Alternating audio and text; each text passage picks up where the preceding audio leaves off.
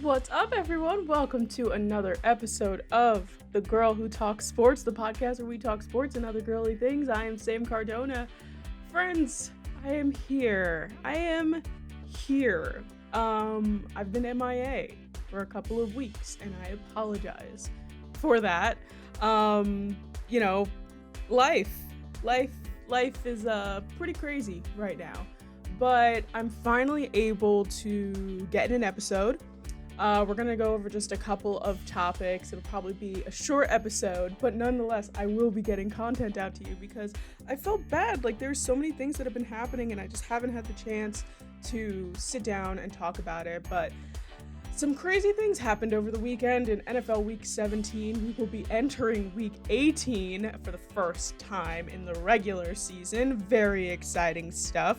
But before we get into all that, you guys know we got to do our plugs. And the first things first is, once again, I implore you all to check out teamclicks.com. So Team Clicks is a sunglass company. It is a way to represent any team you would like from any sport, football, baseball, basketball, hockey. If you're watching on the YouTube channel right now, you can see I'm wearing mine with my Giants arms, and I'm sure you guys know at this point, the arms are detachable from the sunglasses, and they can be new arms that you can buy separately for different sports, different teams, whatever may be. Just really easy, clicks right back into place. You guys know I have the Giants and I have the Bills. I like them both very, very much. So even though the holidays are over, birthdays are coming up, just gifts in general, if you want to buy them for yourself, check out Team Clicks with an X, .com, TEAMCLIX.com. And if you go to checkout at the end of this, wow, I am really like, ooh, you guys, can you tell I'm having a hard time with this as I've been out of commission for way too long. If you go to the checkout and use code TGWTS, it helps out me, it helps out the show, and I will be very, very thankful. So I appreciate you guys all checking that out. The link is in the description and the bio. Not the bio, the description of the podcast, the description of the YouTube, whatever. It's all there. Oh my God. I'm not even going to start over because I really don't think if I do it a second time, it'll be any better. But oh my God, I'm so sorry that I am just out of it so bad. Anyway, so also don't forget to subscribe on all podcasting platforms, wherever it is that you get your podcasts from. Subscribe to The Girl Who Talks Sports. While I was absent, I gained a nice chunk of YouTube subscribers, which was very, very nice to see, to check out and come back to. So if you haven't already, please subscribe to the YouTube channel. And if you're watching on the YouTube right now, make sure to give this video a thumbs up. I have an idea of what I'm going to do. So in the beginning of the year, I made a video on who I thought was going to win each division. So what I'm going to do next week, hopefully, is I'm going to do a podcast episode where I'm going to criticize myself for all of the choices that I made, because I know there's some that I got wrong. There's some that I got right, but there's definitely some that I got wrong. So we're going to go over that video and see how well I was able to predict the division winners of this year. And finally, guys, social media. On Twitter, you can follow me at TGWTS Podcast, and on Instagram and TikTok, you can follow me at The Girl Who Talks Sports. And I will not ramble on any longer. Let's get into it. So, first things first is it's the playoffs, right? Playoff picture is slowly but surely coming to fruition here. It is January 4th. Happy New Year, everyone, by the way. And the NFL playoff picture is super interesting. And I don't think I've ever seen a playoff picture like this before that's so tight, and that there's so many other things that could happen, that things like there are teams that are in the playoffs right now that you would have expected, like the Bills to be like no problem, whatever, kind of struggle a little bit, and it's possible that they might end up in the wild card, which is really interesting. So, all right, let's start on the AFC side.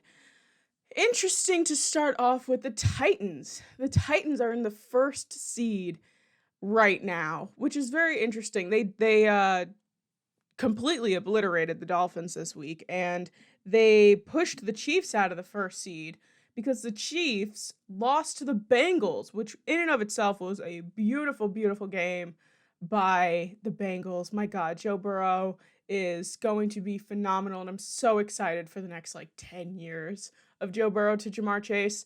And I will take the heat. I know for a very long time I was very upset with the Bengals for drafting Jamar Chase. I really wanted them to focus on that offensive line. My argument was that you can't connect with your receivers if you're laying down on the ground. And the Bengals have really proved me wrong. And I'm happy that they did. I love to see Joe Burrow succeed and the Bengals win their division for the first time since 2015. So I will take that heat for sure. Do they still need help on their offensive line? Absolutely. There's definitely work that needs to be done. It is the weakest part of their team, I believe. But Jamar Chase is a superstar talent, and it seemed to have worked out for them. So what do I know? But the Bengals did beat the Chiefs, so the Bengals are at 3, the Chiefs are at 2, the Titans are at 1. And the Bills and Patriots have both landed a playoff spot, but it's whether which one of these will win the division and come out on top, and the other one will end up in the wild card spot. So honestly, it could go either way. They're both 10-6. It is very, very interesting. The AFC East. I'm very much intrigued with it. The Patriots have proved me wrong also. Mac Jones is I've constantly have ragged on Mac Jones. I've said I don't like Mac Jones, but the kid is good. The kid is very, very good. So we'll see how his sophomore year ends up next year. In the hunt here, 6 and 7 seed, we have the Colts and the Chargers. And there's still 3 teams on the bubble that could still get into the playoffs entering the last week of the season. That's the Raiders, the Steelers, and the Ravens. The Steelers did win last night. We'll talk about that a little bit later on Monday Night Football against the Browns. Browns are not looking too hot, and I know for just a look ahead real quick, I know for a fact that I picked the Browns to win the AFC North. Um, and they completely fell apart on me, which is just real sad, makes me look like a dingus, but it is what it is. So, lots of things could happen here. It's very interesting, especially it'll be a good game next week when the Steelers play the Ravens, and it'll basically be like, who ends up in the playoffs for the most part. So that's an interesting AFC picture. On the other side of things in the NFC, it's a little bit more solidified. There's only one spot available for the playoffs because the Eagles clinched a playoff spot. And as you guys know, my friend Jordan is an Eagles fan. I'm very happy for her. However, I'm like so sick and tired of seeing the Eagles in the playoffs because I genuinely don't think that they deserve to be there. But that's just me. They keep pushing themselves on. They put like 12 people on the COVID list this week though, so that could be very interesting. But yeah, on the other side, I don't know if I mentioned, but there's 2 playoff spots available in the AFC, but only one available in the NFC. So the Packers are the only team who have like clinched themselves their first seed. They're the only team that have said like, we are the first seed. No one else is going to take it. We got the first round bye. We got the home field advantage. Obviously working their way, hopefully, to the Super Bowl. I'd love to see the Packers in the Super Bowl. But like again, Rams and Cardinals are 2 teams that are in the playoffs but haven't chosen a winner or decided on a winner yet for their division, which is very interesting. The Buccaneers did clinch their division. The Cowboys clinched their division. So exciting. And the Eagles were able to clinch their playoff spot. So only 2 teams from the NFC could possibly jump in to the NFC picture, and that's either the 49ers or the Saints. My money is on the 49ers. However, the Saints could kind of wiggle their way in there. And if they do, I really don't think that they're going to last very long in the playoffs. So it's a very interesting situation going on here. I'm intrigued. I'm very intrigued. I'm excited for what NFL Week 18 is going to do to me mentally. Um, we're gonna talk about my Giants in a little bit and the state that they're in because they're obviously not going to the playoffs, and I just don't see them going to the playoffs at any point in time, anytime soon, unfortunately. But there is something a little bit more important that we need to go over, and that will lead me to my first segment on the show and my favorite segment on the show.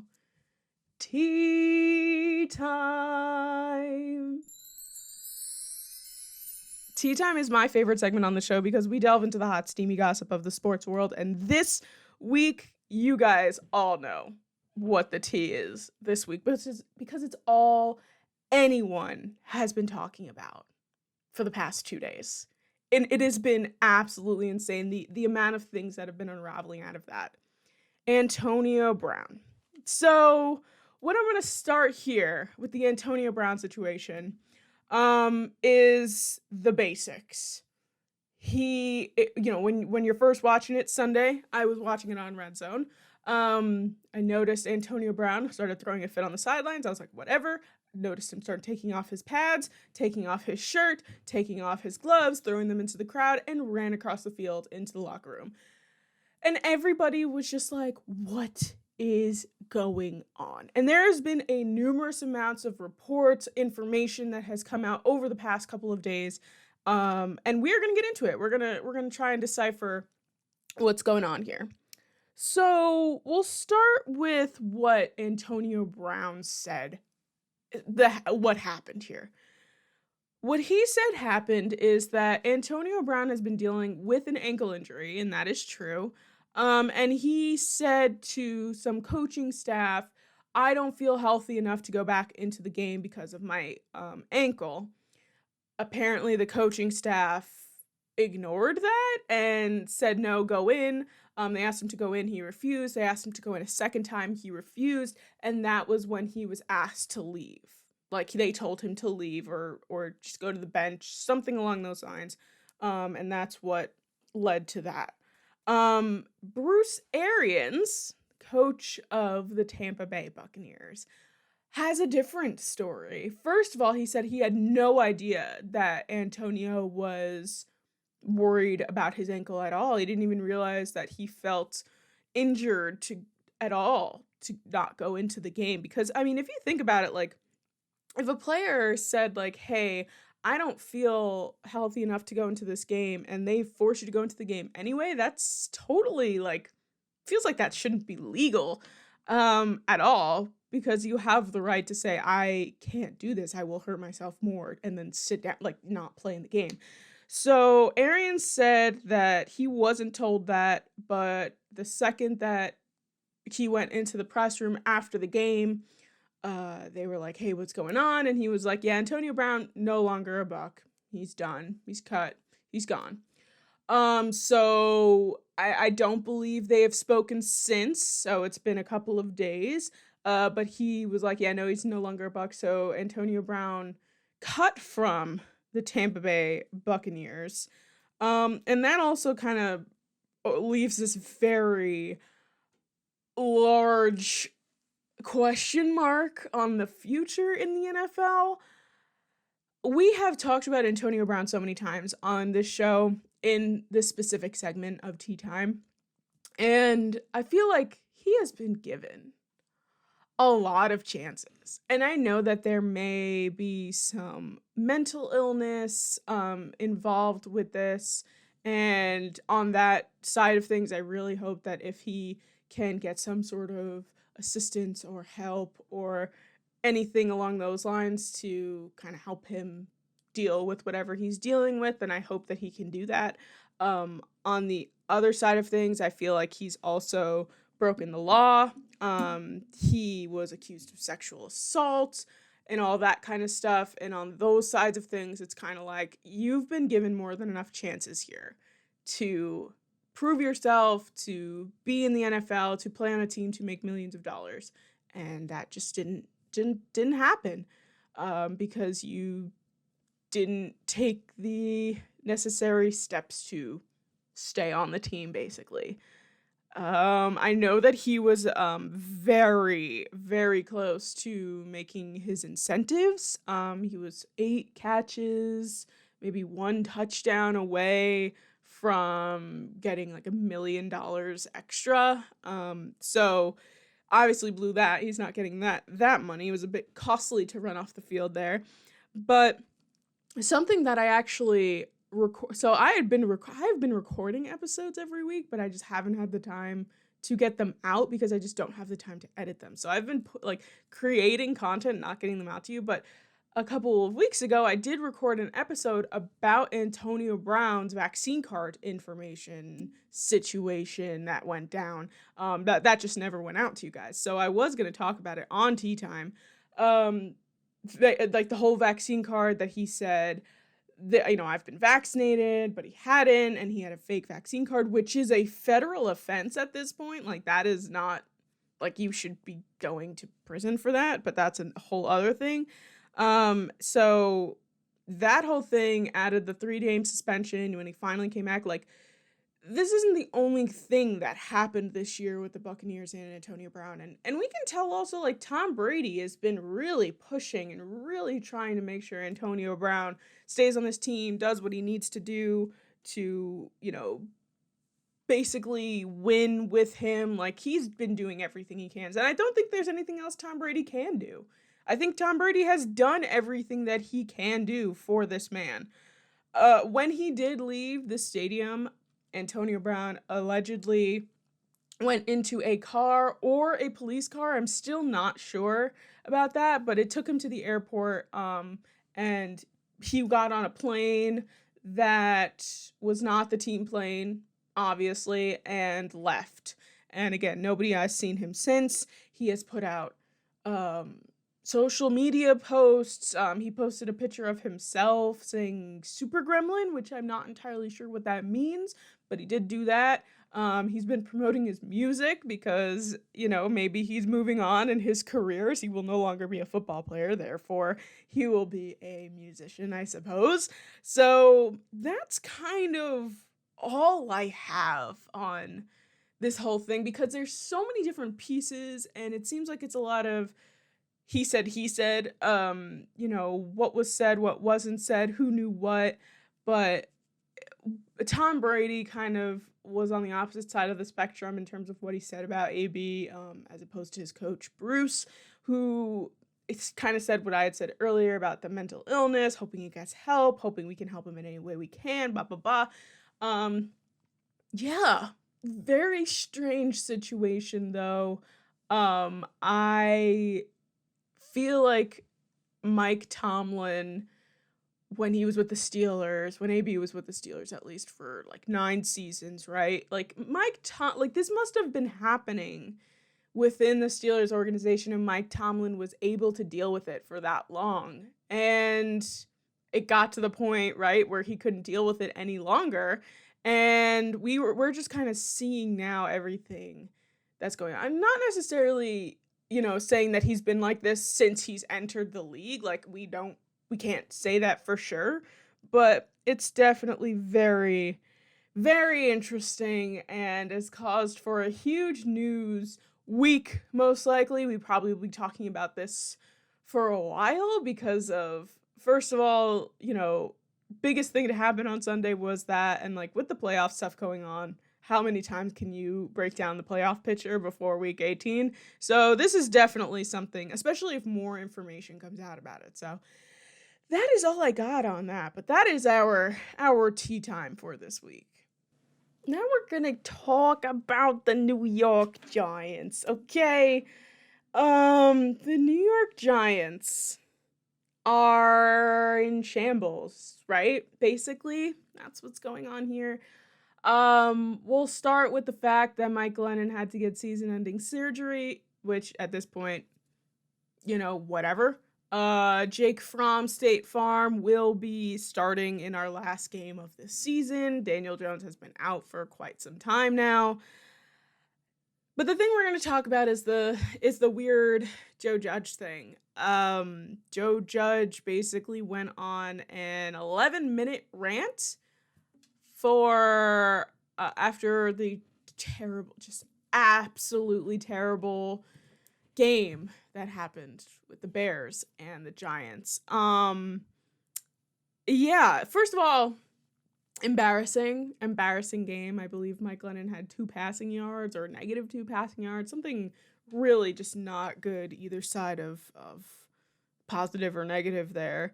It's just an embarrassing loss, and the Bears have also just been falling apart, and the fact that they were able to put 29 points on the board, the fact that we've gone this entire season without getting Kadarius Toney or Kenny Golladay a touchdown is absolutely ridiculous. It's crazy that it's so stupid to say, but our problem is that we can't put points on the board, which is absolutely ridiculous. I get the offensive coordinator was fired in the middle of the season, but first of all, that needed to happen. Second of all, figure it out. Like, we should be passing the ball to put points on the board. I just don't. Anyway, we're not going to get into all that. But things that Joe Judge said. First of all, he took aim at Ron Rivera and the Washington football team when he said, "This ain't a team that's having fistfights on the sidelines. This isn't some clown show organization or something else, okay?" Obviously pointing towards the physical fistfight that happened on the sidelines last week for Washington, which was an interesting thing to say the least. I wasn't expecting that at all, but it is what it is. But he took aim at that. And then the whole thing here is that Joe Judge just said team players who are on the team currently and also team players who have left the team have been, one, begging him to stay with the organization, and 2, telling him that if they had left, they wished that they hadn't, even though they were making more money somewhere else. Which I could see the idea of, you're like, oh, you were such a great coach, like it would be really awesome if you were still my coach, but also like you're making more money somewhere else, but you'd rather be at a team with a losing record and an embarrassing offense, and just like not a good front office, that you'd rather be here than where you are making more money. I just that just seemed really like my radar went off there, like maybe he's just stretching the truth just a little bit. The only player that he could be referring to would be Dalvin Tomlinson, who's making a lot of money with the Minnesota Vikings, and I just really don't think that he would be calling up to Joe Judge, like your ex-coach, to like tell him. I don't know. It's a very weird thing. It gives off the vibes of like a girl that was like, "Oh yeah, my ex called me to tell me how much he misses me." Like, did he? Are you sure? I don't know. I don't think so. But there was also some things with Gettleman that, I mean, we're all under the impression Gettleman will no longer be with the organization at the end of the year, which we've all been waiting for. But there have been like players, like current players and former players, like going at it on Twitter, which is just a very interesting situation. So I will read some of the tweets that I found and were sent to me, so on and so forth. In the article I was reading, I saw this one from Scott Simonson, like just completely bashing Dave Gettleman. I'll read it to you. Dave Gettleman is an atrocious GM, and not a good person, in my opinion. The fact that he's had this much time to not be good at his job while deciding others' face and indebting one of the most historically respected franchises is embarrassing, and also a strong example of karma existing, with a big old thumbs down emoji. So that's an interesting thing to say. Just not even that, like, it's one thing to criticize somebody's job and tell them that they're not good at it. That's one thing, but to also say that he's not a good person is also very interesting. On the other side of things, Shane Smith kind of came to Gettleman's defense in a way. He said this. Let me clarify, not speaking poorly on DJ as a person, I loved my time in New York, but there's obviously something wrong if they've had multiple coaches and great players go there and no one can have success.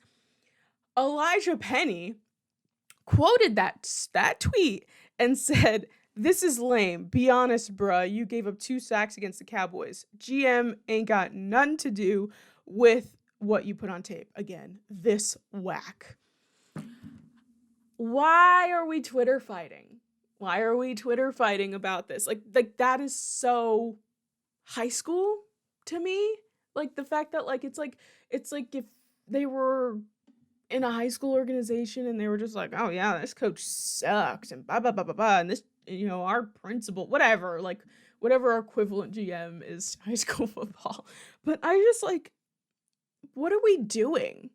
Figure it out. Make it better. Make this team better. I've literally have not watched the Giants by themselves, apart from seeing them on Red Zone in 2 to 3 weeks, because it's not, first of all, it's not good football. It's not good football. I don't want to watch it. It's not interesting. It's not exciting. I'm disappointed every time I watch it. It's not good. They show on Red Zone when the other team is scoring because we don't score. So I just I physically just no, I don't want to watch it because it's not good for me, and I just don't care.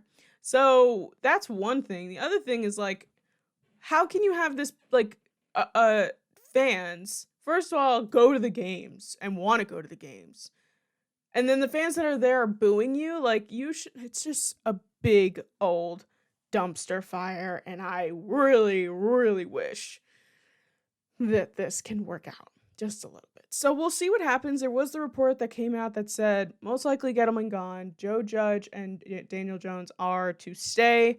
As much as I've been riding the Daniel Jones bandwagon, not bandwagon, actually, I've been kind of with the Daniel Jones situation for quite some time since he got drafted. If it's not working anymore, then it's not working anymore.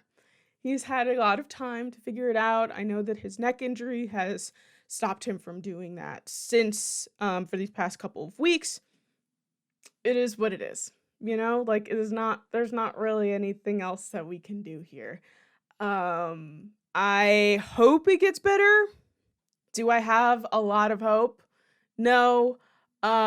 Without spoiling anything, and I'm wearing my Marvel sweatshirt today, I did see Spider-Man No Way Home on New Year's Eve. Something MJ says throughout that show is if you keep expecting disappointment, you will never be disappointed. So that's what I'm gonna do. Just keep expecting things to be disappointing until they're not disappointing anymore, and that's kind of the bottom line there. Okie dokie. Last thing that we are going to talk about today is the Steelers-Browns game from Monday Night Football. Apart from the way that the Browns have been playing, and apart from whether or not Baker Mayfield should or should not move on from the Cleveland Browns, at this point, yes, some things have been Baker's fault. I will admit that. However, not everything has been his fault. I just want to throw that out there as well. But that's not what we're going to talk about with all this. We're going to talk about Big Ben. And I have said in the past on this show and many other places that Big Ben staying with the Steelers for the past year or two has been selfish on his part, and that he's trying to make something happen when he can't. He's been injured. He's been hurt. He has just not been playing his best football. And I will still continue to stand by that. However, Monday night, we saw Big Ben perform very, very well, and he was nervous and excited because this was most likely his last game ever in Heinz Field.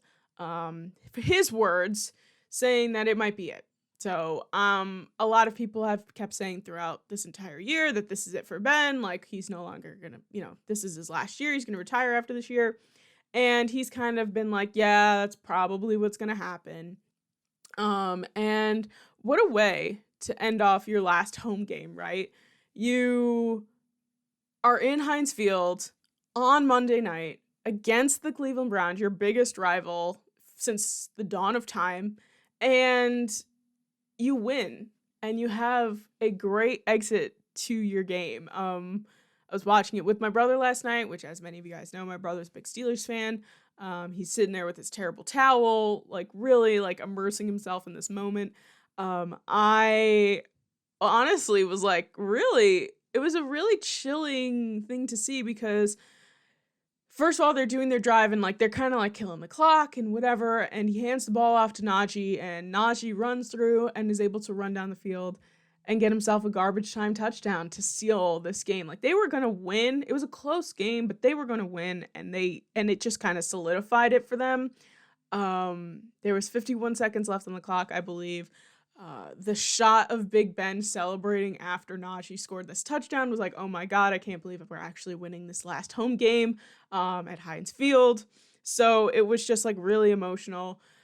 Then they end up intercepting the ball with 10 seconds left. Baker throwing an interception. And they were able to get Ben out on the field for one last victory formation and to kneel. And it was like really emotional and really like that's the way you want to go out. Well, you'd want to go out like Peyton Manning winning a Super Bowl and retiring, but in terms of a home game, in terms of playing a rival prime time, like it was really, really great. And there's still one more game left to play, and they're playing the Baltimore Ravens, and you're still in playoff contention. So if they beat the Ravens next week, which is very possible because the Ravens are in shambles in injury-wise, the Steelers end up in the playoffs, which is like kind of fun and kind of exciting for Ben. At least he made it to the postseason. At least he's always had a winning season his entire time with Pittsburgh. So it was really just a great send-off for him. He lapped the whole stadium, hitting everybody's hands, COVID galore. It was great.